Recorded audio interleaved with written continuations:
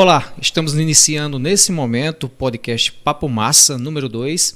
Eu sou Ângelo Medeiros e vamos discutir na noite de hoje os primeiros dias das campanhas eleitorais após as convenções estaduais. Aqui na mesa nós temos a companhia do jornalista e analista político Walter Santos. Olá, satisfação mais uma vez de estar aqui. Novamente contamos com a presença do colega jornalista experiente, ex-secretário municipal de comunicação, jornalista com passagem por vários dos mais importantes veículos aqui da comunicação paraibana, Josival Pereira. Boa noite, Ângelo, boa noite, Walter, boa noite, Radomésio, boa noite a todos da Paraíba, do Brasil e do mundo, né? Nós chegamos em todos os lugares, essa com satisfação que nós estamos aqui tentando contribuir com esse debate sobre as eleições aqui na Paraíba. Contamos também com a presença, com que muito me honra, do amigo administrador de empresas, estrategista eleitoral, um cara que conhece tudo da política, Radomésio Leite. Boa noite. Boa noite, Ângelo. Boa noite, Walter Santos, Josival Pereira. É uma alegria, me sinto aqui bastante prestigiado dividir esse papo massa com vocês, nessa noite com todos os nossos internautas. Amigos, quem gosta de política, na noite de hoje vai poder conhecer um pouco mais dos bastidores do que está acontecendo nesse momento, em torno dos destinos do nosso estado. E a gente já começa esse debate ouvindo os nossos companheiros sobre qual a impressão que eles tiveram desses primeiros debates televisivos, primeiramente na Band News, na Band News FM, na TV Manaíra, afiliada da Band, e no dia de ontem na Arapuã, na TV Arapuã. No dia de ontem não, perdão, na última segunda-feira na TV Arapuã. Walter Santos, quais foram as suas impressões? Olha, nós estamos no início de um processo que haverá de, no decorrer do tempo, esquentar, ou seja, gerar debates mais intensos entre os candidatos. Tanto na TV Manaíra quanto na TV Arapuã, nós percebemos que eles estavam ainda querendo se credenciar. Não existiu, pelo tom, o conteúdo do que se apresentou nesses dois primeiros debates, ninguém conseguiu se destacar, se impor do ponto de vista conceitual, porque, primeiro, essa composição do debate, ela inclusive tem uma desvantagem para o candidato de situação, que é o único, que é o governador, e que termina sempre na defensiva, e os demais candidatos, você tirando o Antônio e a Adjane Simplício, os dois tiveram uma postura excessivamente, e não diria excessivamente, mas assim, enfaticamente voltada para defender o que eles representam, que é os interesses da classe trabalhadora, e, sobretudo, ela que focou, em determinados momentos, lutas específicas das mulheres.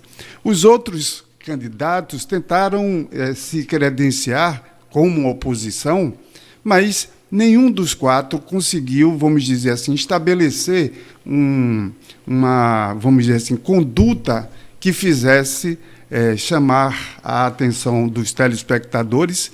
Trocando em miúdos, os primeiros debates ensaiam que está faltando apresentar de forma, com argumentos convincentes, ações, projetos, análise sobre o presente e o futuro do estado da Paraíba, para que os telespectadores entendam o que cada um está querendo propor para o estado.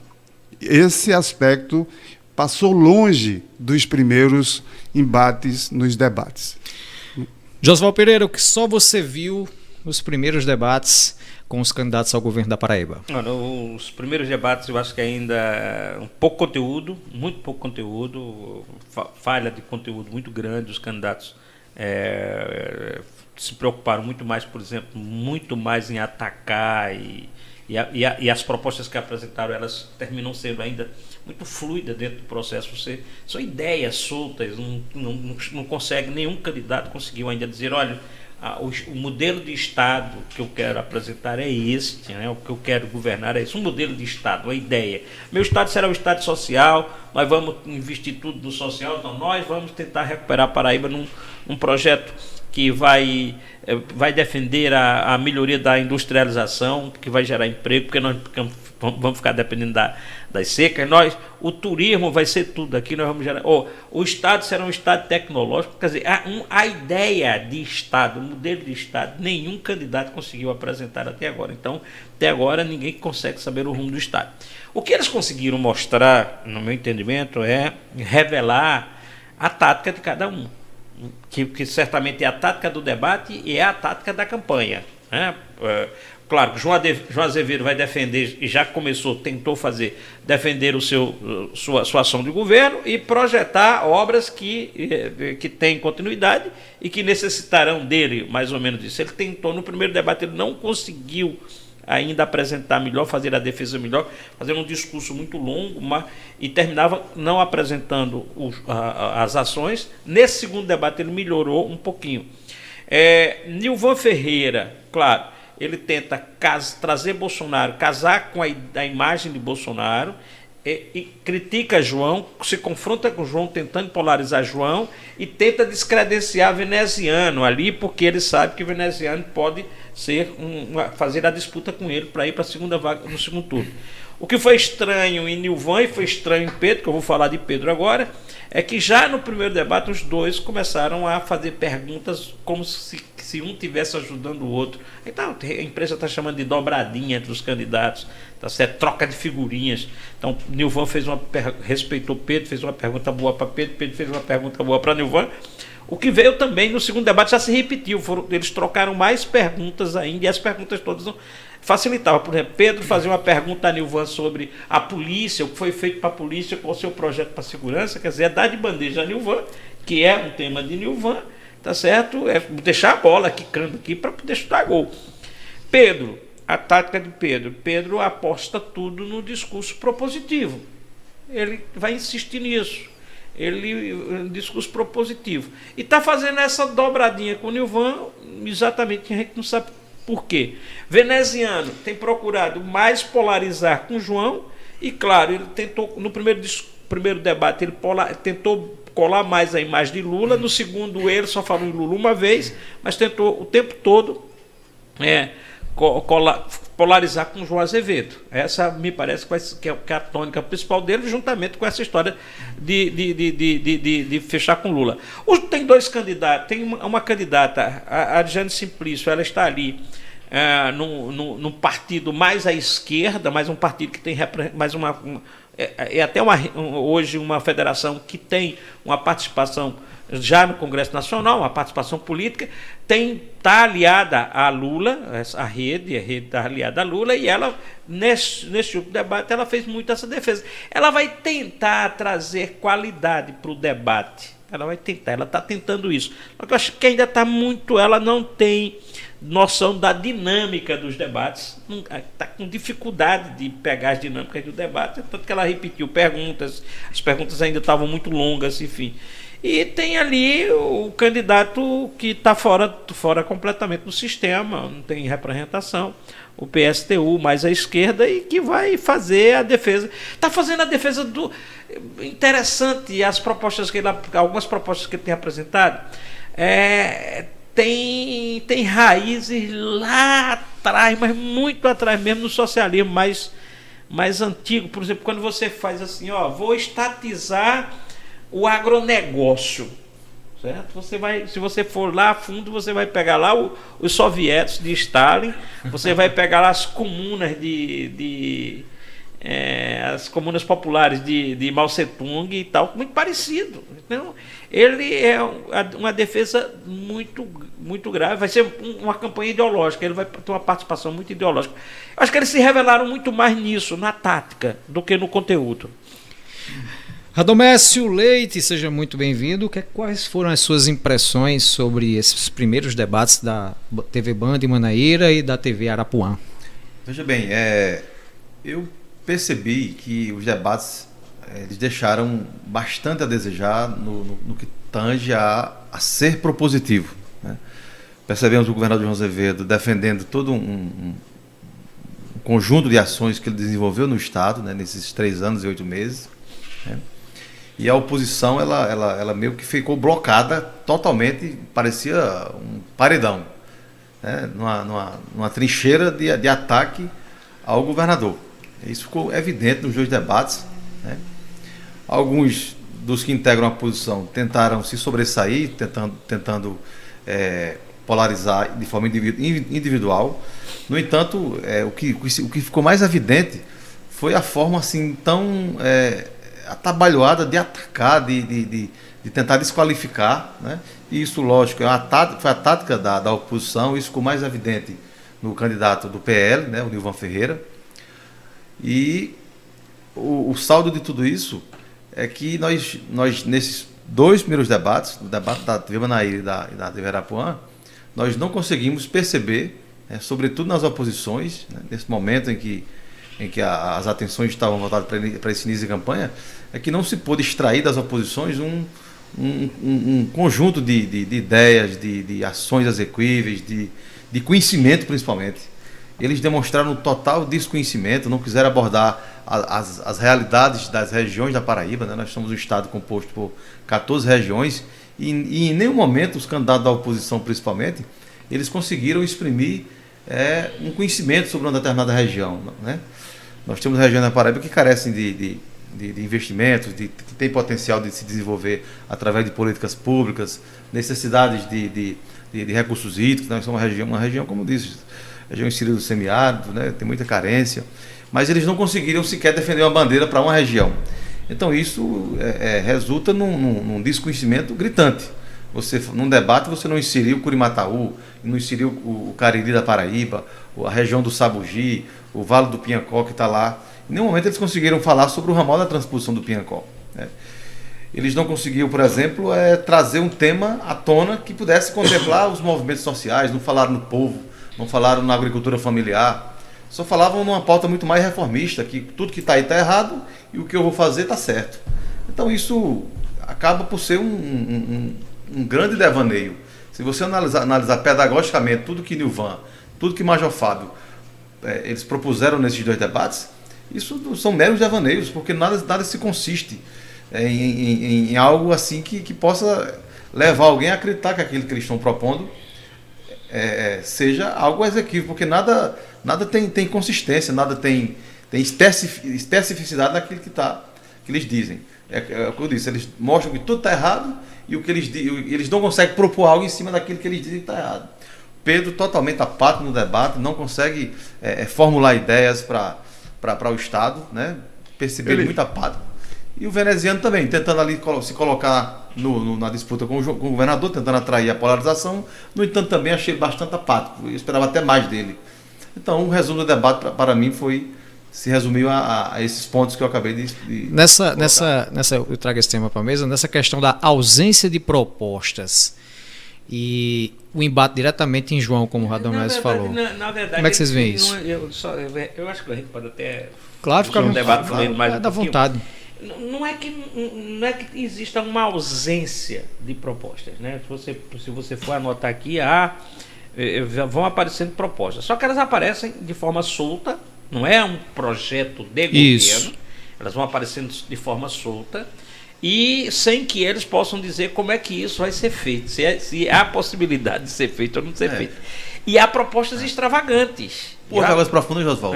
Nilvan prometendo que em janeiro começa construir na Paraíba o Porto de Águas Profundas, que é uma coisa que ele não tem. É impossível. É impossível. Até o governo federal, Walter, não consegue fazer em nenhum estado do Brasil começar a construir um Porto de Águas Profundas. Difícil. O plano é estudos que demoram 3, 4, 5 anos. E aparecem várias propostas extravagantes, propostas que você sabe que é impossível de ser colocada, tá certo? Essa daí, essa história da estatização do agronegócio. Eu anotei várias dessas. Eu acho que Pedro, quando diz que vai reduzir a verba da Assembleia, né, dentro do arcabouço do discurso dele de reduzir privilégio. Eu acho que de uma... Ele, deputado federal, parece até piada ele apresentar essa proposta, porque ele sabe que o duodécimo, a verba dos poderes, tem uma lei, tem a Constituição. E mais, é autoritária. Você imaginar um parlamentar propor que vai enfraquecer o parlamento. Exatamente. Então, dos poderes. É um negócio assim. Tem muitas propostas extravagantes. Olha só, Pedro, ele chegou com esse viés de querer se credenciar com um discurso novo, com uma proposta nova dentro desse componente básico de reduzir custos. Só que no exercício de poder existem, vamos dizer assim, normas, existem condicionantes em que você, por mais propósito que queira interferir nos outros poderes, constitucionalmente, isto não é possível. Você pode querer dizer que vai reduzir o que significa a parte do executivo, é uma coisa. E mesmo assim, dentro do que significa o orçamento do executivo, existem parâmetros básicos em que você não pode fugir. Tem 25%, tá certo, para a educação. Então, não adianta querer, com discurso quaisquer que sejam, você fugir dessa, vamos dizer assim, bitola orçamentária e constitucional. Mas me chamou a atenção, não teve a dimensão que poderá ter em outros debates, sobretudo no último debate da TV Cabo Branco, TV Paraíba, porque tem uma dimensão maior estadual, até o Sinal Globo, que é Pedro ter como uma das propostas criar a Delegacia da Saúde. A Delegacia da Saúde é mesmo que você, de certa forma, ignorar que já existem estruturas específicas de fiscalização. A saúde tem uma procuradoria. Já a tem? saúde tem uma procuradoria. O Estado tem uma procuradoria geral. E o Estado tem a controladoria geral. Então, a ANS, a Agência Nacional de Saúde, também cumpre um papel fiscalizador. Não, a CGU, então nós temos o TCE, o TCU. Eu estou falando aqui interna, a Procuradoria da Saúde. Todos os contratos passam na Procuradoria da Saúde. Então, a proposta de criar uma delegacia específica da saúde por conta da Operação Calvário, não é? Que este tema, ele vez por outra foi pensado por alguns dos candidatos querendo puxar essa temática para o debate maior e não conseguiu. Sobre essa questão da Operação Calvário, Walter, só um parênteses na sua fala, me perdoe. João parece que não se incomoda tanto em tratar de um tema, que é a Operação Calvário, que a gente esperava que ele fosse o alvo dos adversários, e desde a convenção que João trata a questão da Operação Calvário como algo superado. Ele vai continuar sendo alvo. A Operação Calvário vai permear a campanha todinha. Me surpreendeu um caminho que o João escolheu no debate para fazer a defesa própria. Me surpreendeu quando ele fez assim: olha, minha área foi a barragem a sul de estrada, quer dizer, uma área de infraestrutura e recursos hídricos, por onde passou muito dinheiro. Muito dinheiro. Coutinho, e não tem investigação nessa área. Então foi uma escolha boa no caminho da defesa. Há um dado, entendeu, que inclusive eu acho que no primeiro debate na Manaíra, eu não sei se foi na Arapuã, agora estou confuso, ele diz, olha, durante 2 anos e tantos meses e tal, foram buscar informações e não tem nada a ver com isso. Ele não vai escapar de um aspecto da Operação Calvário, que é, se o pessoal pensar, no momento em que Ricardo, conversando com Daniel Gomes e de Livânia e outros, por exemplo, tem algumas coisas que falam sobre pagamento, recursos liberados para a campanha de João, não negociados por João, me parece que não tem uma clareza, mas direcionados a João. É até por conta disso que Ricardo pede que o processo seja julgado, seja processado, tudo seja processado na Justiça Eleitoral. Não vai escapar disso, não. Porque, não vai escapar. Exatamente, porque neste diálogo, não só nesse, mas também em outros, a natureza do que foi pensado tem a característica de ser recursos públicos para a campanha. Só que a Operação Calvário ela é muito mais extensa do que esse período de 2018, lá no final do ano, novembro, dezembro, extrapola. E aí há um dado que nós vamos ter que acompanhar são argumentos como os candidatos vão ter a capacidade de abordar essa questão da Calvário, que não seja por acusação só. Você tem que se cercar de dados. Uma coisa que me faltou, por exemplo, sinto que os candidatos eles não estão municiados dos dados básicos. Por exemplo, a questão do PIB paraibano, a questão acho que foi Pedro Cunha Lima, que num determinado momento disse que a Paraíba estava no 20º lugar, lá em transparência. 24º lugar. 24º lugar, quando aí, ato contínuo, TCU, CGU se manifestam dizendo que não é isso. Então, assim, é preciso ir para o debate cercado de informações seguras sobre todos os aspectos de um estado do tamanho da Paraíba. E aí não tem nada de estado pequeno, etc. Não. É gestão. Gestão. O que é que se propõe em cada uma das importantes... É claro que saúde, segurança, educação são prioridades, mas é preciso se cercar de dados consistentes. Só para endossando o que o Walter está dizendo, Nilvan nunca teve uma experiência como gestor público. Pedro foi parlamentar, não foi executivo.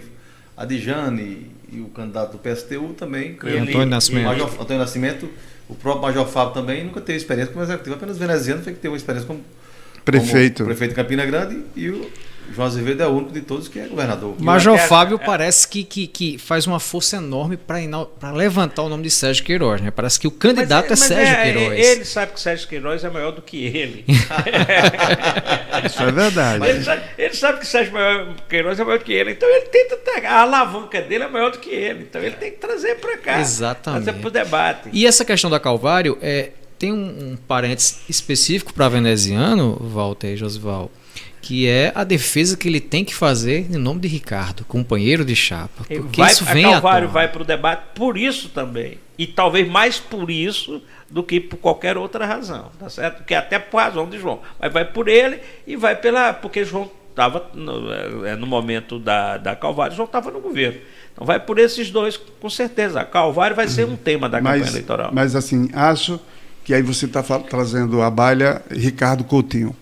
O que nós vamos... Aliás, segunda-feira é o prazo que nós vamos ter. Porque mesmo sem disputar, ele foi um dos temas do debate. Debate. Mas, assim, o que nós vamos ter que saber, o desfecho, não é sobre a vinculação do nome de Ricardo com a Calvário, e sim com os processos que existem, que estão no Supremo Tribunal Federal e que, de certa forma, geraram as duas decisões do Tribunal Superior Eleitoral, no sentido de o TSE, em duas votações, à unanimidade, votou pela inelegibilidade do ex-governador Ricardo Coutinho. Então, do ponto de vista concreto e efeito na disputa de 2022, a questão da Calvário ela serve de bandeira de alvo de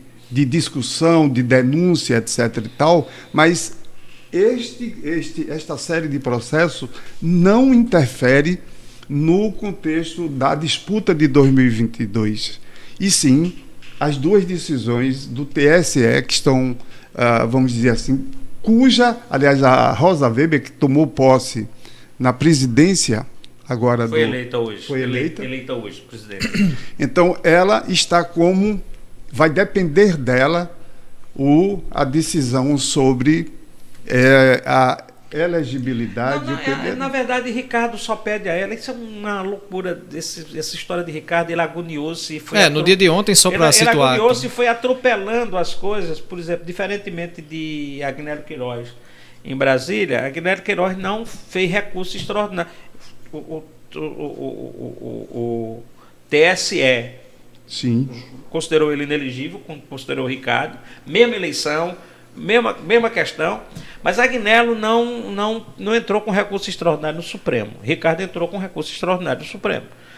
O recurso extraordinário pede que o Supremo Tribunal Federal anule decisões do Tribunal Superior Eleitoral com base na questão do prazo de contagem da inelegibilidade. E aí ele tem o recurso que está com Carmen Lúcia. Esse é um recurso que ele pede. Ele pede uma liminar, mas ele pede, sobretudo, a liminar para suspender decisões do Tribunal Superior Eleitoral. Que Agnello Queiroz, a informação que tem é essa, ele não entrou com recurso, mas ele organizou e o PT estimulou que o Solidariedade entrasse com uma ação direta de inconstitucionalidade. Tinha entrado com a ação de descumprimento de preceito fundamental, que foi negada. O tribunal disse: esse não é o instrumento para se julgar aqui, e ele entrou no mês passado com uma ADI.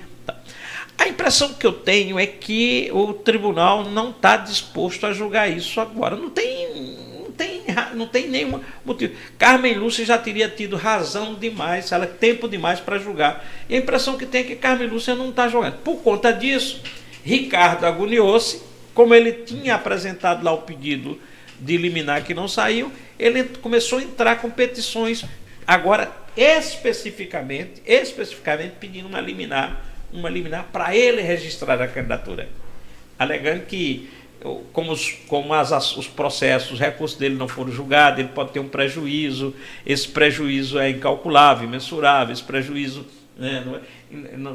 é irreparável, tá certo? Então ele está pedindo, caiu para a Rosa Weber diretamente agora, me dá uma liminar garantindo um registro da minha candidatura.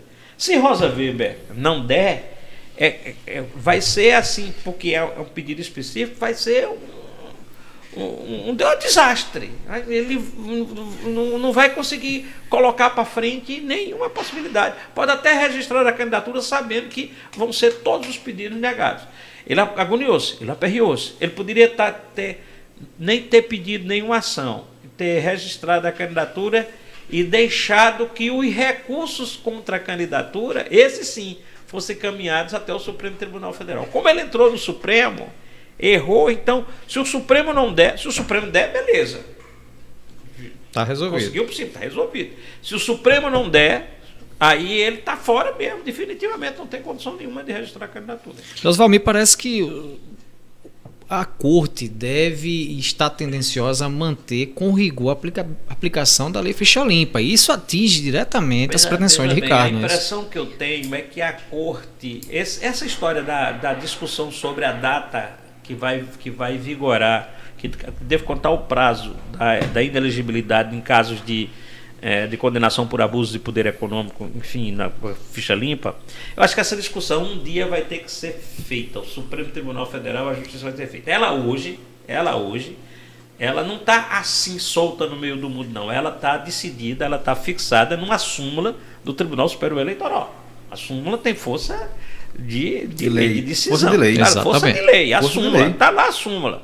Certo? Foi decidido, o Tribunal Superior Eleitoral decidiu em súmula, em ação de repercussão geral, certo? Então vale para todas as coisas. E já tem vários condenados. Então, para mudar isso, o Supremo Tribunal Federal tem que mudar o entendimento, a leitura, a interpretação sobre isso, e teria que revogar essa súmula. A decisão do Supremo Tribunal Federal revogue-se a súmula. Claro que o que Ricardo pede a Carmen Lúcia que caiu para Carmen Lúcia, me dá uma liminar revogando, para depois o Tribunal Superior Eleitoral julgar o mérito e confirmar. Mas a impressão que eu tenho é que o Supremo Tribunal Federal não está disposto a mudar isso no curso da eleição. Por que mudar no curso da eleição? Por que não foi antes? Tá certo? Então, provavelmente este ano, ou neste momento, ela não vai julgar. É uma impressão. e até talvez nem tenha tempo. Mas Ricardo, achando, como tem uma ação direta de inconstitucionalidade andando, ele vai pedir a liminar específica para ele. Me dá uma liminar específica para mim. Na semana passada houve uma decisão, eu acho que de Luiz Roberto Barroso. Sergipe. Hein? Caso de Sergipe? Caso de Sergipe. Estou com ela aqui. Em que ele diz que eu acho que ele negou a liminar, alegando que não era a via processual correta e tal, mas ele negou a liminar. Ele negou, não é a hora de alterar. Uma coisa parecida, não é a mesma de Ricardo, mas já houve uma de Roberto Barroso essa semana. A impressão que eu tenho é essa, é que... Mas, Ricardo, na sua opinião, quer dizer, nós estamos diante de um impasse e tem prazos. Nós precisamos compreender que temos prazo. E, a dados de agora, nós estamos com essa expectativa sobre essa liminar, que o Supremo precisa se manifestar, a ministra Rosa Weber, mas tem um prazo. Ricardo está pedindo essa liminar que pode aniquilar. Eu acho que talvez o PT esteja pedindo, porque o PT vai botar quanto? Uma candidatura ao Senado. O PT vai botar 5 milhões numa candidatura ao Senado. 5 milhões elege 2 deputados federais. Ou dá para eleger 2 deputados federais em alguns estados. Que você tem ali deputado federal que está com um pouquinho de mais nada, ele entra na campanha eleitoral, tá certo? Ou vai botar 10 milhões na campanha de Ricardo? Não, vou botar aqui 5 milhões. Então dá para eleger mais 2 deputados federais. E essa briga por bancada lá em Brasília. Então, o PT vai bancar, vai entrar com dinheiro numa campanha que ela considera risco depois. É por isso que talvez Ricardo esteja cobrando de Rosa Weber imediatamente. Já 2 vezes cobrou, porque ele sabe que aí ele tem prazo. Mas se Rosa Weber não der nada, ele também ele tem uma seguinte circunstância: Rosa Weber não deu, Carmen Lúcia não deu, não julgaram a DI. Ele vai pedir o registro da candidatura. Aí ele tem o direito de fazer discurso durante a campanha eleitoral. Aí ele entra com pedido de registro aqui no Tribunal Regional Eleitoral. O Tribunal Regional Eleitoral vai negar, vai para Brasília. Enquanto o tribunal nega, não é suspensível, ele continua fazendo campanha, tá certo? Fazendo campanha. Se o Tribunal Superior Eleitoral demorar, ele faz campanha até próximo da eleição. 20 dias antes pode renunciar e colocar outra pessoa, ou pode, se ele acha que vai se eleger e criar um fato consumado para o Supremo Tribunal Federal decidir. Mas aí, se o Supremo Tribunal Federal decidir, o Partido dos Trabalhadores perdeu 8 deputados federais que disputaram subjúdice em 2018. Perdeu 8. 8 vagas. Perdeu 8 vagas subjúdice. Vai disputar subjúdice novamente? Embora não seja a mesma situação, mas nós tivemos uma disputa em 92, acho que foi em 92, em que Lúcia Braga ela se manteve candidata. Não teve, a natureza processual é diferente do caso de Ricardo, mas ela se manteve candidata até enquanto pôde, não é? Ela que era a líder popular do então, acho que era PDT, à época estavam com Brizola e tal, e ela terminou colocando de última hora Chico Franca. Só que tinha uma vantagem naquele período, é que você poderia substituir o candidato até na véspera da eleição, até na noite da eleição. E aí na cédula vinha o nome do candidato que desistiu.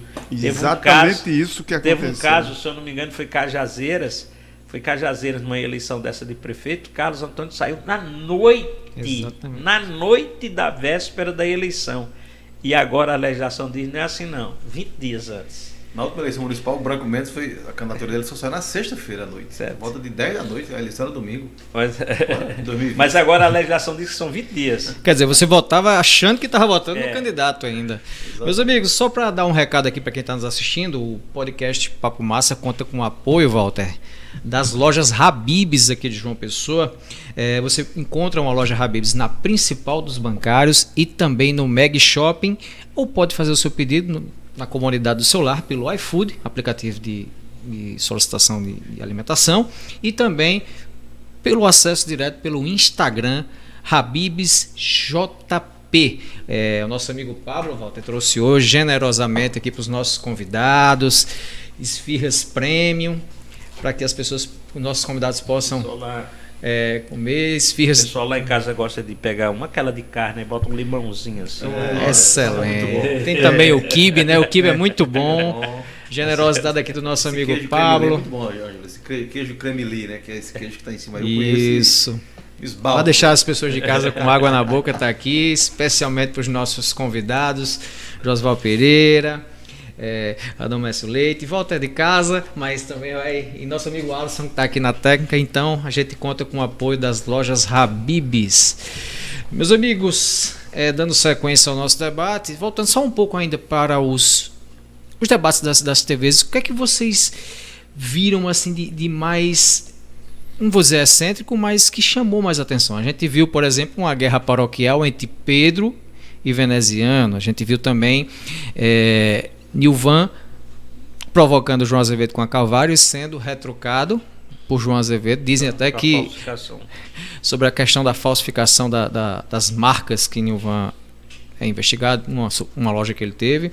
E também uma guerra de esquerda que a gente nem esperava, o candidato do PSTU com a candidata do PSOL sobre a questão do apoio a Lula. Então, o que é que vocês chamam a atenção desses debates sobre essas pequenas questões entre eles? Vocês viram alguma tentativa de polarização de candidatos? Olha, tudo está dentro do espectro do debate, ou seja, nenhuma das situações, ela, vamos dizer assim, criou um status de fato novo que pudesse interferir no processo eleitoral. São situações pontuais, específicas e que, como tal, depois do arranca-rabo, como se diz no popular, passou mas nada alterou a essência da questão eleitoral, porque ninguém decidiu. Se tivesse que se decidir pelo que foi apresentado nesses dois debates, eu acho que nós estaríamos com dificuldades, porque não houve nenhuma motivação. E, aliás, a minha impressão é de que, nos últimos tempos, o país tem convivido com uma campanha sutil de desqualificar a atividade política. A atividade política, ela tem uma natureza fundamental. Não vou nem precisar mais, lembrando Max Weber, tá certo? A saída está na política, não está fora da política. A existência de fatos pretéritos que geraram uma, vamos dizer assim, repulsa social pelas denúncias que foram em sequência apresentadas à sociedade brasileira, tudo o que nós vimos, mesmo com a negatividade desse volume de denúncias que foram apresentadas no passado recente, nada disso justifica que você demonize a atividade política, tá certo? Existem maus políticos? Claro que existem. Existem situações em que, por exemplo, nós vamos agora estar diante de um processo que as pesquisas vão ter que identificar, que é o efeito do Auxílio Brasil, do kit, o kit Bolsonaro nesses últimos tempos com o Congresso. Qual vai ser o efeito desse conjunto de fatores no processo eleitoral presidencial? Mas voltando para aqui ao estado da Paraíba, está tudo dentro do contexto com um cenário presumível.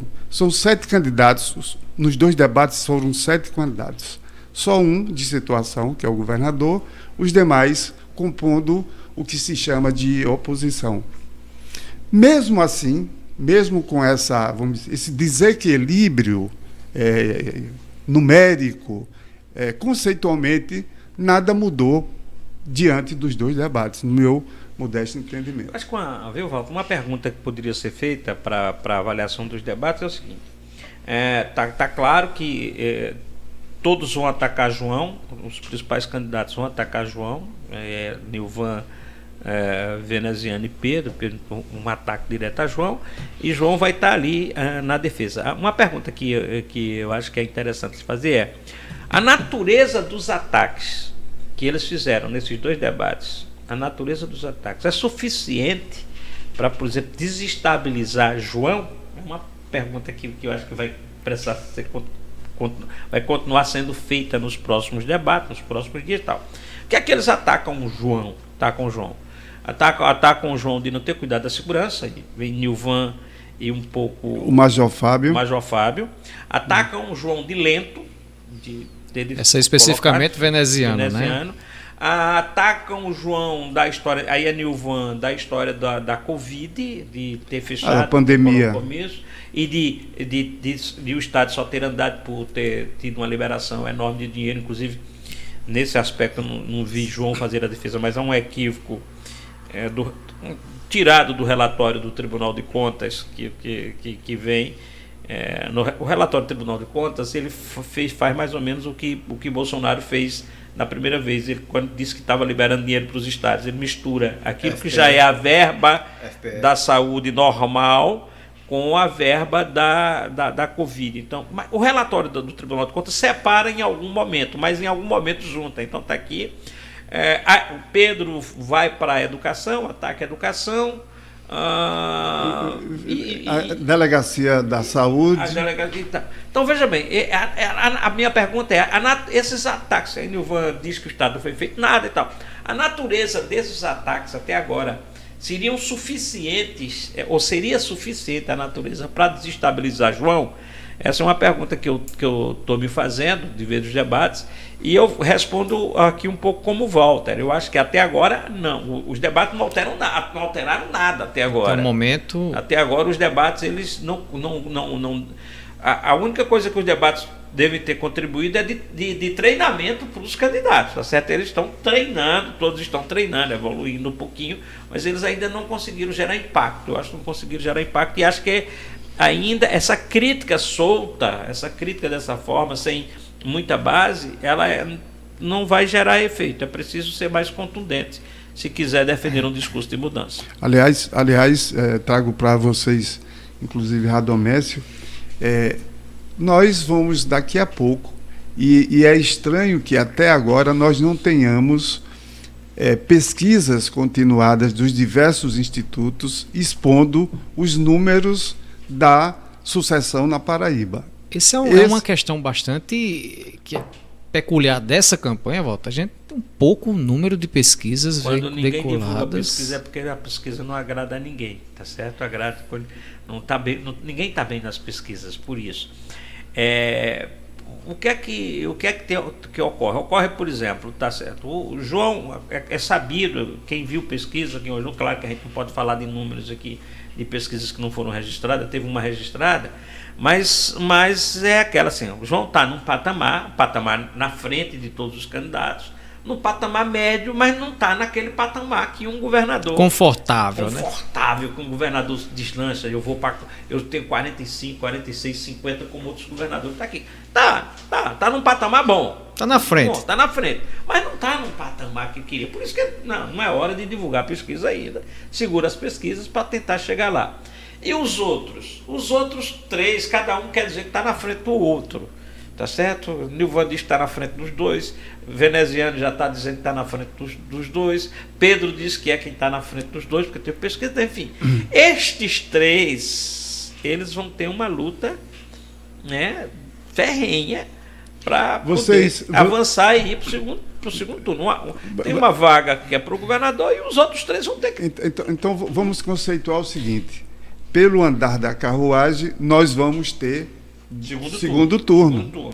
Ou seja, a cena do que foi construído até agora indiscutivelmente projeta essa realidade de segundo turno.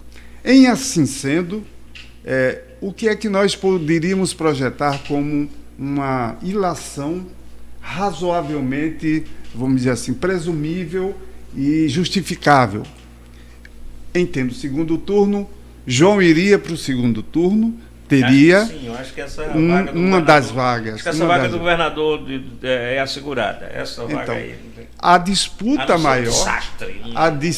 maior, pelo que se projeta, ela está entre os três candidatos, quer dizer, no caso, Pedro, Veneziano e Nilvan, Pedro, Veneziano. Bom, a ordem não importa neste momento.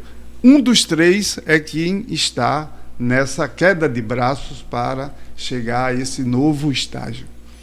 2 dependem muito do externo, do que vem de fora, que a Nilvan depende muito de Bolsonaro. Se ele, claro, que precisa saber, não é só depender de Bolsonaro, mas saber se ele consegue casar a imagem dele com a de Bolsonaro de tal forma que resulte realmente em voto. Veneziano depende de Lula, depende do PT e depende de Lula.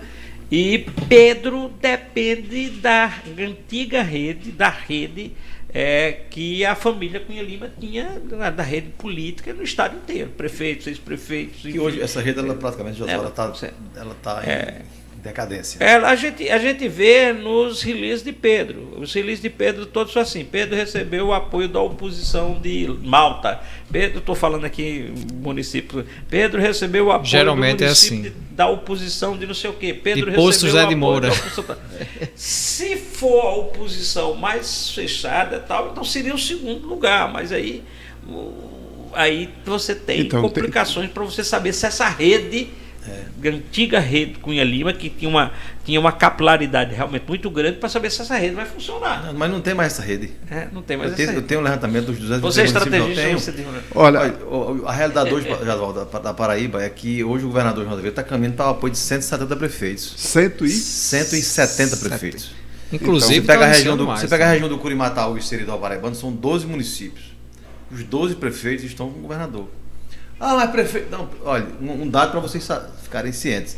Eu tenho visto pesquisas de município por município eu tenho visto, e em todas essas pesquisas elas avaliam também a gestão municipal. Você pode ter certeza, dos 223 municípios, você não acha um prefeito em que a gestão dele lá no município ela não esteja num grau de aprovação satisfatório. Isso se deve ao fato da atuação, né, dos próprios prefeitos, uma nova geração de prefeitos, arrojado, comprometido em fazer uma nova página na história de suas cidades. Esse número que você traz, ele é expressivo.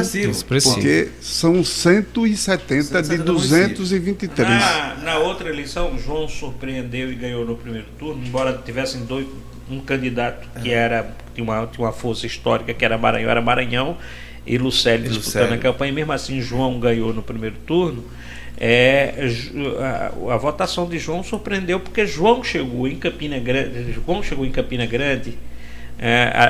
com 303 mil votos de maioria. O interior deu a João 303 mil votos de maioria. Ele perdeu em Campina Grande,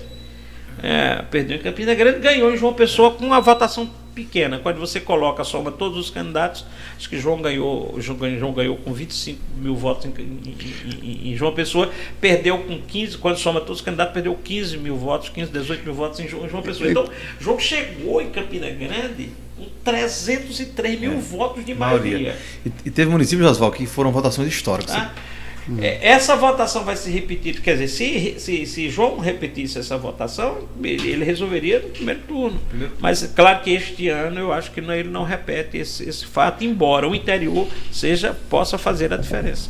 Mas dentro da, vamos dizer assim, geopolítica do estado da Paraíba, se nós, hipoteticamente, nós fizermos assim uma pirâmide do que significa o eleitorado, a gente vai perceber que 2 cidades, que são João Pessoa e Campina Grande, estão na condição de 2 bases eleitorais muito expressivas. Aí, intermediariamente, nós vamos para as cidades, em tese, médias cidades, que é o caso, de Guarabira, Picuí, Monteiro, quer dizer, são as médias cidades que têm uma influência, Cajazeiras, Souza, Pombal, Patos e tal. E o restante é onde está na base estão esses municípios que você acaba de mencionar.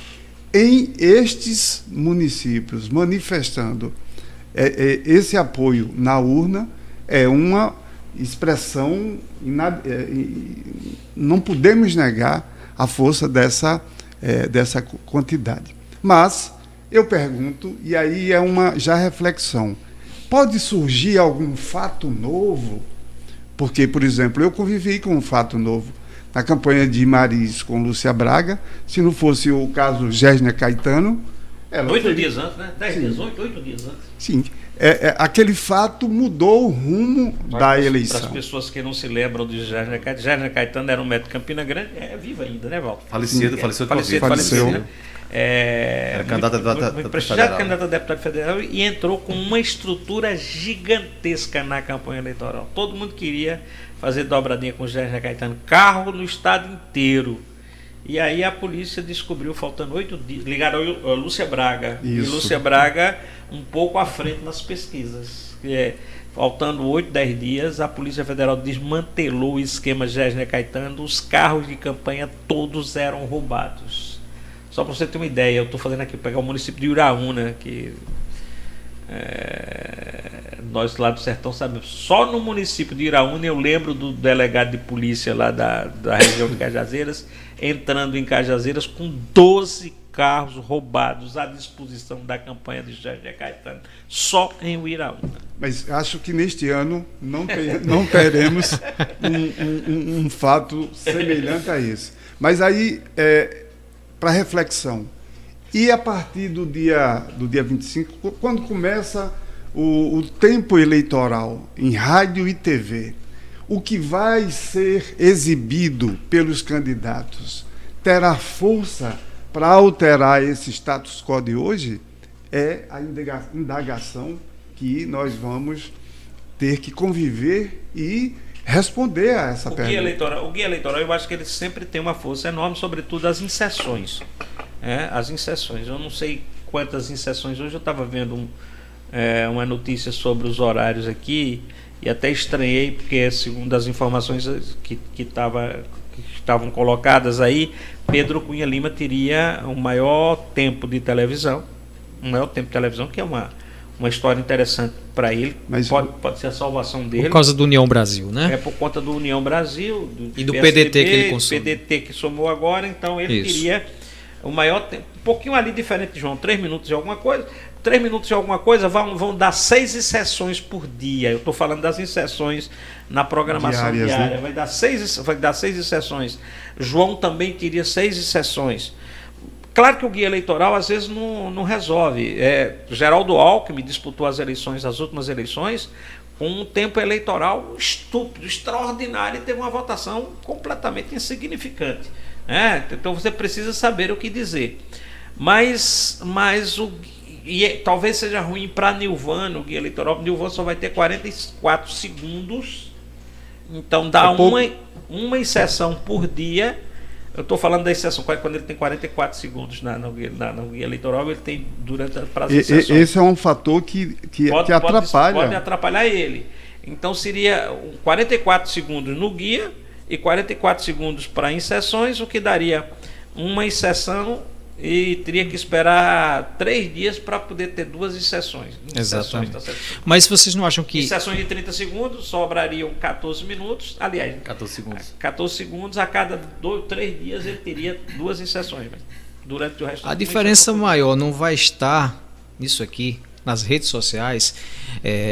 Uma boa equipe de marketing pode fazer a diferença nessa fase de eleição. Igual que foi em 2018... que Bolsonaro chegou lá, a gente sabe por quê, com muito uso das redes sociais, há quem diga que muita fake news em outras coisas. Eu acho que vai continuar funcionando para a eleição de presidente da República e não vai ser aquela que diz assim,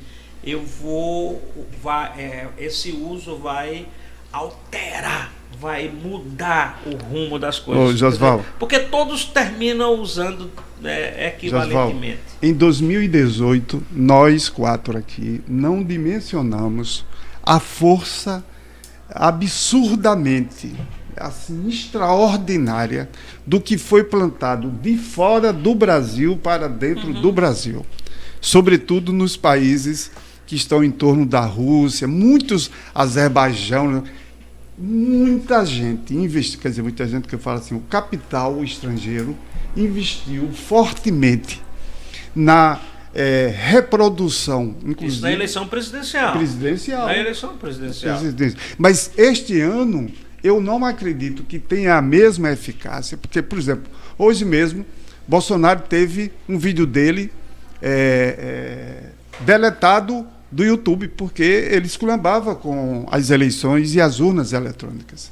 Eu estou falando de uma ação do Tribunal Superior Eleitoral no nível em que inibe, aliás, não é só o Tribunal Superior Eleitoral, existe lei que agora pune para valer quem for flagrado usando dessa tática da famosa fake news. Agora vai ser diferente de 2018.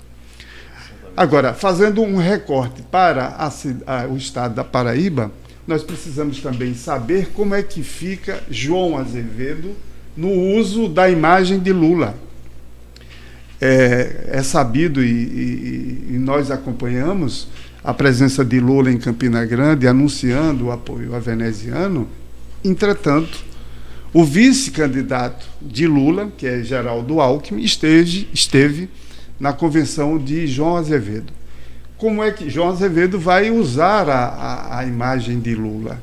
E aí, assim, sem a exclusividade, qual é o efeito disso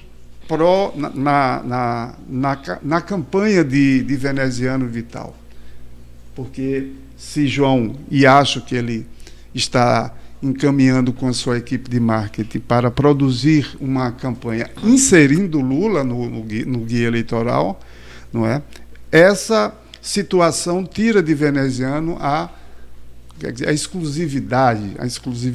E isso, penso eu, que são situações que o tempo exige responsabilidade nossa para aguardarmos os fatos acontecerem, para tomarmos, assim, avaliarmos melhor diante do fato concreto.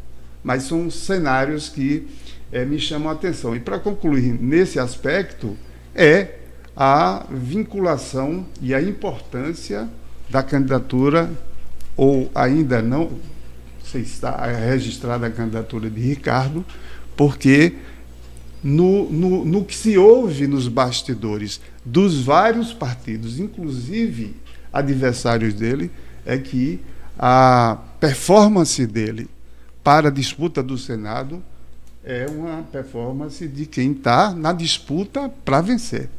Ou seja, Efraim Filho, Pastor Sérgio, Poliana e quem é o de Pedro?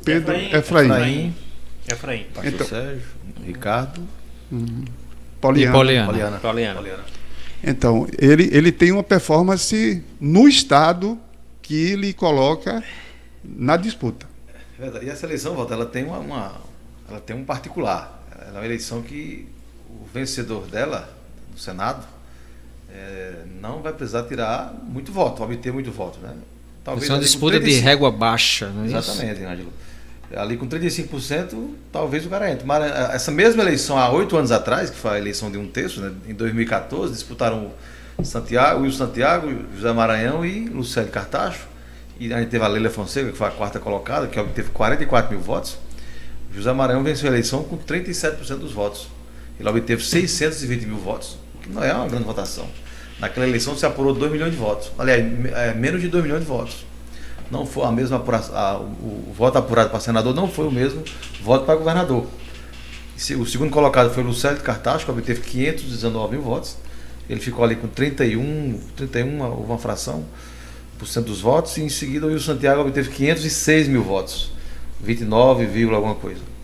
Então você percebe que é uma régua baixa, como você colocou. Exatamente isso. Sobre essa história que Walter levantou aqui da questão do uso de Lula, ou da utilização da imagem de Lula na campanha eleitoral, é interessante, eu observei durante os 2 debates, o governador João Azevedo não recorreu a este expediente. Exatamente. Não. Veneziano recorreu mais no primeiro debate. No segundo debate falou em Lula uma vez, 2, porque no outro os programas sociais E quem utilizou nas mais, considerações finais também. Quem utilizou mais foi a Jane Simplício. Ela várias vezes disse: nós estamos apoiando Lula. Muito bem. Eu até questionei, fiquei perguntando, tentando entender por que é que João não teria feito isso. Aí, claro, tem duas possibilidades de explicações sobre isso. Uma João não quer acirrar, não quer tratar desse tema nos debates para poder não ficar uma disputa com o veneziano. Eu sou Lula, o veneziano e o PT pode fazer isso, ele não quer fazer isso, ele vai fazer na propaganda dele, vai inserir na propaganda dele, vai inserir em todo o material, mas não vai fazer a disputa, até porque a informação que eu vejo as pesquisas, eu vi algumas pesquisas, e a questão é a seguinte: o eleitor na Paraíba, ele tem os militantes se preocupam com isso, mas o eleitor não se preocupa muito com isso. Certo? Então mas o Lula aqui na Paraíba. Claro, é forte. Mas veja bem, a pesquisa do PT na Paraíba, o PT fez uma pesquisa na Paraíba há um mês, né? Um mês. Potencial de transferência de voto de Lula na Paraíba. Quer dizer, aquela pergunta que você faz. Se o candidato for apoiado por Lula cresce, você vota, não, voto com certeza ou poderei votar? Ou poderei votar, quer dizer, essas duas perguntas juntas dá um potencial de Lula aí, o potencial de transferência de Lula na faixa de 33%, tá? Isso é muito alto. As lideranças mais fortes em outros momentos não chegavam a transferir isso. Em pesquisa, quando Ricardo estava no auge do poder aqui, quem participava de eleições municipais e perguntava, por exemplo, por que Ricardo apoiando Estela Isabel, Ricardo apoiando Cida. O potencial de transferência de voto de Ricardo Coutinho era 25%. 25%. Então, e você está falando do auge. Do auge de Ricardo. Então, né? Lula chega alto, com 30%, Lula é alto. É alto o potencial de transferência de Lula. Mas esse é o potencial de transferência de Lula. E nessas histórias, então, é preciso fazer uma campanha muito bem feita para você extrair esse apoio. Aliás, eu gostaria de chamar a atenção quem são os marqueteiros, quem são as estruturas que vão construir essa, vamos dizer assim, essa narrativa de campanha a partir de agora. Tipo assim, veneziano, ele está contratado e contratou a mix de Zé Maria de Andrade, ou seja, o ex-marqueteiro de Ronaldo Cunha Lima e de Cássio Cunha Lima agora está com o veneziano. Isso mostra como a política é dinâmica. A dinâmica. E pragmática, né? Também. E pragmática, né? Em Campinas é um adversário, né? João Azevedo continua com o argentino. Brandi, né? Diego Brandi, que ele corre da imprensa como o diabo corre da cruz. Ele não quer conversa com negócio de comunicação, jornalismo e tal. Aí temos Nilvan, a informação que tenho é de que Jurandir Miranda, que foi já sócio de Zé Maria na Mix, é quem está trabalhando a campanha de Nilvan. E nós temos ainda o Pedro Cunha Lima, né? Pedro Cunha Lima está com Jader e César. César Rocha. Jader e César Rocha. Jader e César Rocha fizeram a campanha de Rui Carneiro em João Pessoa na disputa de 2020 para a prefeitura. Então, são esses personagens que vão construir, não é, a narrativa para buscar sensibilizar o eleitor paraibano. E para concluir, dentro desse conceito de formulação de estratégia, temos que levar em conta a participação dos segmentos que são muito importantes. Por exemplo, este ano, inclusive para presidente, vamos ter uma parcela expressiva de jovens que, mesmo os que não precisavam, não tinham obrigatoriedade de se alistar, eles estão votando. Tem o voto da mulher. O voto da mulher é um voto expressivo, hoje majoritário, tá certo? Trocando em miúdos, são essas estruturas que vão oferecer para o eleitorado os rumos do processo sucessório aqui no estado da Paraíba.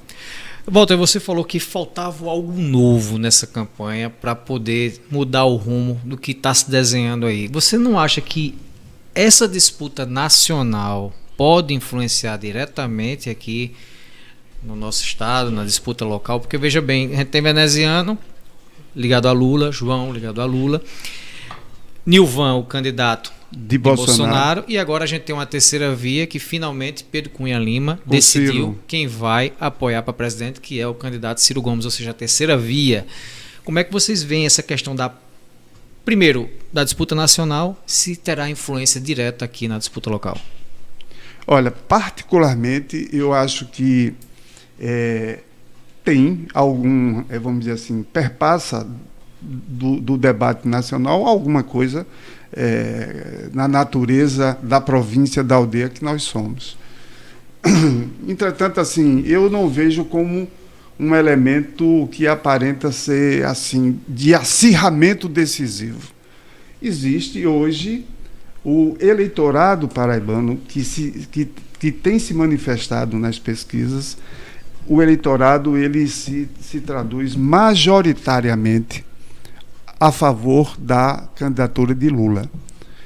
Nós vamos ter agora, no dia 7 de setembro, vamos dizer assim, um treinozinho, um esquentezinho sobre o significado do bolsonarismo e do que significa a candidatura de Lula. Por quê?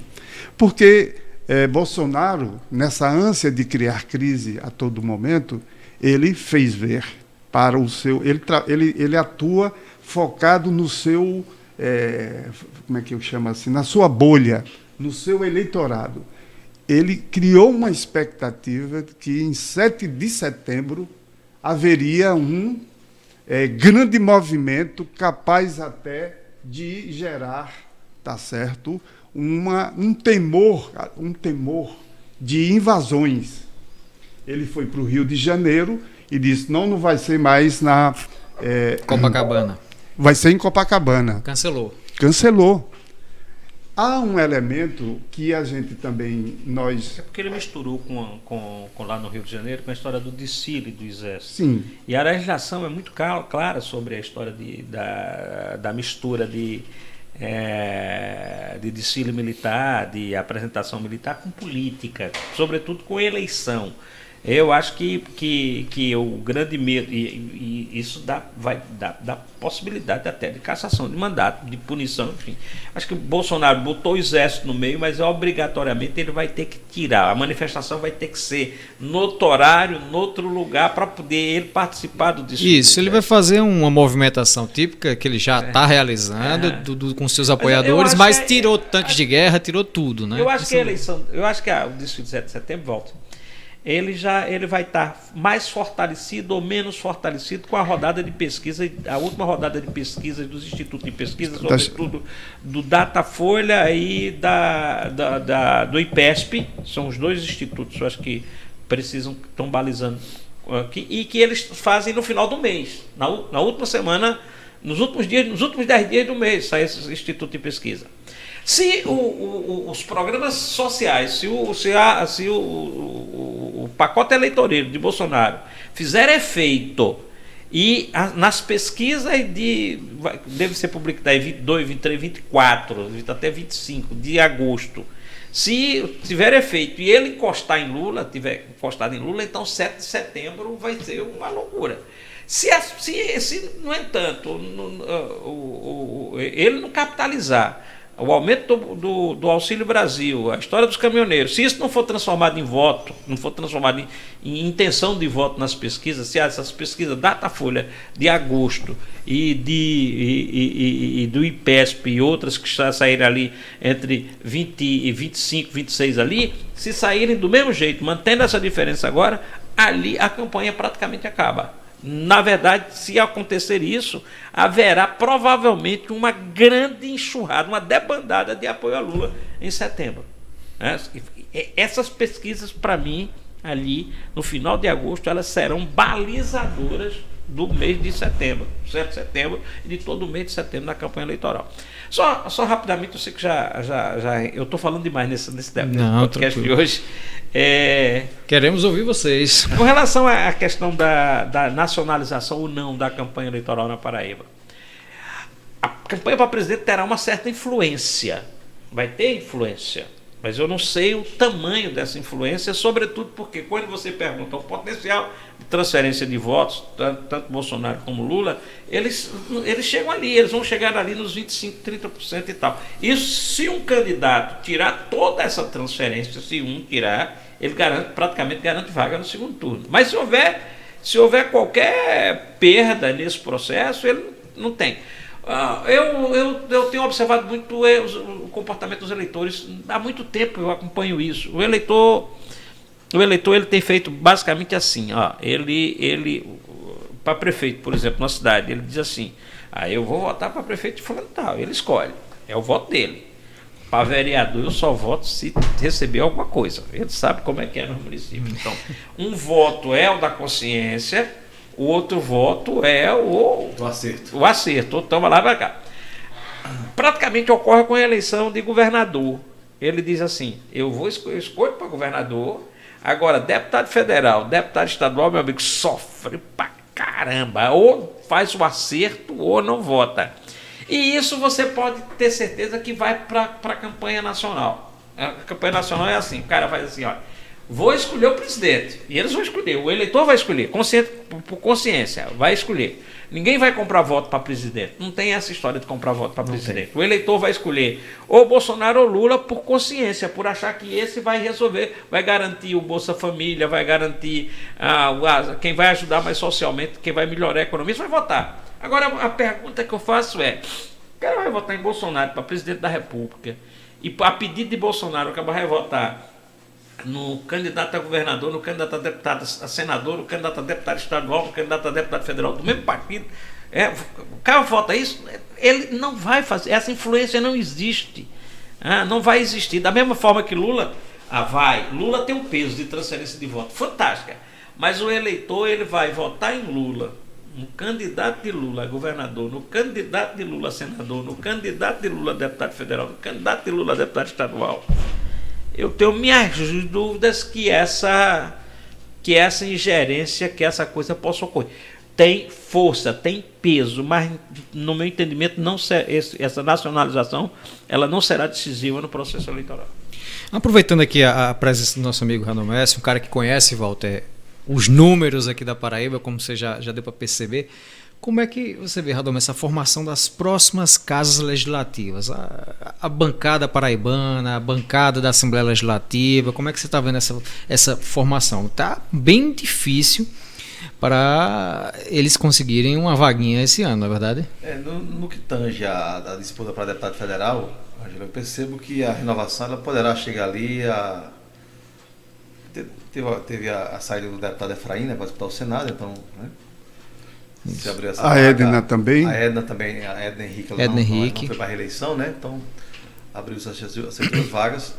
Então, eu cogito que acho que 9 deputados federais, 8 deputados federais, para ser mais exato, 8 voltam no avião a Brasília em 2023. Aí, então dos 12, 8. Nós temos aí Pedro Cunha Lima, que não vai para a reeleição. Né? Nós temos, como eu falei, Edna Efraim. 3. Aí tem uma vaga que tem uma vaga aí que ela está em situação periclitante do ponto de vista eleitoral. Essa é a minha análise, né? Então seriam 4 deputados novos. 4 deputados novos e 8 deputados retornam, né? Então, portanto, uma mudança aí de 30%, né? São 12 vagas, é isso? São 12 vagas. 12 vagas. No que tange a Assembleia Legislativa, vocês vão ver muitas caras novas aí. Acho que eu tenho constatado muito. Ainda dentro da Câmara, a gente vê alguns partidos aí com umas bancadas fortes, por exemplo, Republicanos, o PSC, pela oposição, e também o PSB. Esses partidos deverão dominar essas vagas na disputa pela Câmara Federal, na sua opinião? O Republicano tem um conjunto muito forte. Eu acompanho e posso assegurar que eles disputam com uma perspectiva muito forte de de eleger três vagas. Três vagas. Deputado federal. A chapa do PSB, eu tenho analisado, tenho conhecimento da chapa e eu aposto que eles também conseguem ampliar, no caso. Hoje tem um deputado federal, vão eleger 2. consegue chegar no segundo, né? Muito provavelmente a chapa do PSB consegue fazer os 2. Em seguida você vai ter a chapa do PSC, que é uma chapa também que tem uma certa robustez eleitoral, com nomes consagrados lá, né? Ou seja, Rui Carneiro, Leonardo Romero Rodrigues, né? e Leonardo. Tem o Leonardo. Eu acho que o Leonardo não consegue... Eu acho que eles conseguem eleger... Eles pensam que vão eleger 2, mas eu acho que eles só conseguem eleger 2. E tiveram ainda um infortúnio que foi um dos candidatos desistiu hoje, fiquei sabendo, ou seja, eram 13 nomes, agora só tem 12, né? É uma figura daqui da cidade de Mari. E o Progressistas? A chave do Progressistas também, eles têm total condição de chegar com 2 também, né? Aguinaldo e Messinho. Né? Tem a chapa do PL também, que é uma chapa que tem... O Elton Roberto. Tem o Elton, tem o Cabo Roberto, tem outros nomes lá que a onda bolsonarista certamente pode resultar na eleição de 2. 3 e 2, 5. E tem o PT ainda, 7, 2, 7. A chapa do PT, o PT garante uma vaga, garante uma. Poderá chegar no segundo, mas muito difícil. Pelo que eu tenho percebido, não chega. Então, uma vaga o PT garante lá. Tem a chapa do União Brasil também, que garante uma vaga. Né? Temos 2 deputados lá, né, nesse partido. Julian Lemos e Damião Feliciano. Acho que só garante uma vaga. Só garante uma vaga. Acho que só garante uma vaga. Então, assim, você vai ter aí uma briga, vai ter uma brigazinha aí, talvez você não consiga perceber uma briga. Tem algum dos partidos que nós mencionamos aqui poderá, que a gente imagina que lá possa eleger 2, vai eleger um. Alguém vai cair, dos de 2. Então, vai ser um voto a voto. Nas minhas contas, tem uma vaga aí que está girando. As disputas flutuando. Eu adoro usar essa palavra flutuando. Tem uma vaga flutuando. O deputado federal na Paraíba nos últimos anos é que renova menos. Os deputados eles cativam currais eleitorais muito fechados. Tem algumas pessoas que trabalham com isso, então é um processo, é uma renovação muito pequena para a Câmara Federal, para o Parlamento Federal. E na Assembleia, Josval, o que é que você acha? Que dos 36, teremos muita renovação? Eu acho que é maior. Aliás, tem sido maior. Tá certo? As mudanças na Assembleia têm sido sempre maior. Pode chegar um terço. Eu acho que pode chegar. Pode chegar um terço. Chega um terço. 12? Chega. Eu acho que chega. Nas últimas eleições, tem uma eleição, acho que na última eleição foram 15 novos deputados, 15 novos deputados. Então, um terço vai dar menor do que a última mudança ainda. Tá? Mas é onde ocorre mais mudanças, efetivamente. Porque, na verdade, você tem o seguinte: primeiro, aparecem vários prefeitos do interior que eles terminam o mandato turbinados e eles se lançam na campanha eleitoral. Então, você tem pelo menos 2 ou 3 aí que vão... 3, eu acho, 4, vão chegar aqui, né, nas ex-prefeitos. Que essa eleição, José, ela tem um caráter diferenciado em relação à última. Hoje, em todas as regiões da Paraíba, existem candidaturas, tanto de uma corrente política quanto de outro. Então, você vai ter na região do Curimataú 2 candidaturas. Na região do Sabugi, lá de Ângelo, tem outra candidatura lá, né? Tem. Ou seja, em cada empate tem mais de uma candidatura. Tem 2 ou 3 candidatos estaduais. 3 candidatos estaduais competitivos, né? Eu disse 3, mas dentro da cidade, em Cajazeiras, Oswaldo. Tem 3 candidatos. 3 candidatos. Né? Eu disse 3, mas vão ser uns 5 ex-prefeitos. Souza tem 3 candidaturas fortes, né? 2 que estão tentando retornar. Enfim, na região de São Bento Católico tinha 4 candidaturas fortes. Paulina saiu, né? Ficaram 3. Em toda região que você for, vai ter 2, 3 candidaturas. Nesta vai se consolidar isso com muito deputado do interior. Do interior, tá certo? Talvez até diminua a representação de Campina Grande. É possível. Campina Grande veio com uma representação muito grande na última, mas é possível que diminua a representação de Campina Grande. E João Pessoa, ninguém sabe como é que vai ser o comportamento do eleitor de João Pessoa. Mas vai ter eu acho que vai ter uma renovação, muito cara nova, mas não quer dizer que não seja cara da política, cara que nós não conhecemos aqui, tá certo? Então, e a maioria dos ex-prefeitos, é o caso de Flávio Ramalho, é o caso de André Gadelha, é o caso de Chico Mendes.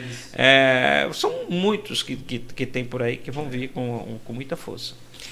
Só antes de encerrar, Walter, só uma questão que a gente pontuou aqui no debate, mas só para a gente concluir, Ricardo fora da disputa ao Senado, nele não conseguindo consolidar a sua candidatura pelos problemas que enfrenta na Justiça Eleitoral. Pelas pesquisas, Efraim Filho lidera com Ricardo fora do Senado. Poliana pode chegar e concorrer? Eu acho que, eu pessoalmente vou dizer isso, mesmo com o Ricardo na disputa não será fácil. Ele está liderando hoje porque estava sozinho, ele e Efraim. Eu acho que é preciso esperar mais uns 15, 20 dias para poder fazer pesquisa com Poliana. E com nenhuma pesquisa avaliou Poliana no cenário, né? Com o né? Ricardo na disputa não será fácil. Vai ser realmente muito. Ou seja, a estrutura do PSB e a estrutura de governo, somado a uma vai habilidade, colocar a Poliana na disputa. Uma habilidade particular dela, tá certo? Ela tem vamos dizer assim. Ela é política, tem experiência de militância e tem estrela. Tem estrela. Que é o mais impressionante. Ela é envolvente, ela é uma política envolvente, não é aquela política travada, fechada.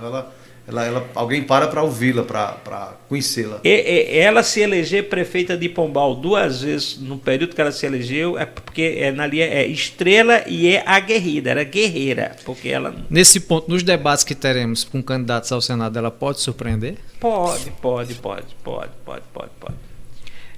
Por isso que eu estou dizendo, a disputa para o Senado, mesmo com o Ricardo liderando hoje, mesmo o Ricardo sendo candidato, não será fácil. Tem essa história de que Ricardo vai sair sozinho, vai deslanchar por aí. Não será fácil. Meus amigos, quando a conversa é boa, o tempo passa rápido. Já estamos com 1h30 aqui do nosso podcast. O podcast Papo Massa tem o apoio das lojas Habib's aqui em João Pessoa, que você encontra na Principal dos Bancários, no Meg Shopping. Nosso amigo Pablo Forlan trouxe hoje para os nossos convidados as esfirras premium das lojas Habib's, para o telespectador ficar vamos ficar à vontade aí, todo mundo pode já começar. Uma delícia. Essa tá bonita. Essa daí é queijo especial. Muito boa. Agradecemos a Habib's. Essa era de volta? Eu acho que vou quebrar o protocolo também. Pode quebrar, fica à vontade, mas foi justamente para vocês. E aqui, desde já, aproveito. Eu não vou ficar aqui na Muito saboroso. Isso, fique à vontade. Agradeço a todos que nos acompanharam no nosso, que já vai virar tradicional, Walter, encontro das quintas-feiras à noite. Agradecer mais uma vez ao amigo Josival Pereira pela presença. Agradeço muito. Pelo brilho dos comentários. Como também de Radomésio. Volta no nosso primeiro podcast, todo mundo elogiando. Pô, Josival foi muito incisivo, elogiando os comentários de Josival. Josival, obrigado por mais uma vez ter aceito o nosso convite, estar aqui presente no podcast Papo Massa. Agradeço a você, agradeço muito. Agradeço a vocês, boa noite para todo mundo. Boa noite, amigos. Obrigado, amigo Radomésio. Obrigado, Ângelo. Por ter aceito o convite. Agradeço a você pelo convite. Seja sempre bem-vindo aqui ao podcast. Obrigado. Sempre que quiser voltar, as portas da casa estão abertas. Voltaremos com certeza. Um prazer. Sempre bom. Walter Santos, comandante, muito obrigado pela presença mais uma vez. Muito boa, viu? A esfirra. Muito boa. Passa aí o merchan das lojas Habib's, fica à vontade. Custo-benefício, beleza. Precinho camarada. Precinho camarada. É isso aí. Só agradecer essa presença ilustre, inteligente, e é o nosso papel traduzir as verdades dos bastidores como estamos fazendo. Sem meias palavras, sem arrodeios. E é isso que o nosso internauta exige de nós. Mas tá boa, viu? É isso aí, Habib's Esfirra, lá das lojas Habib's, aqui de João Pessoa. Agradecemos a todos que acompanharam o podcast Papo Massa na noite de hoje e desejamos uma excelente semana e até o próximo encontro.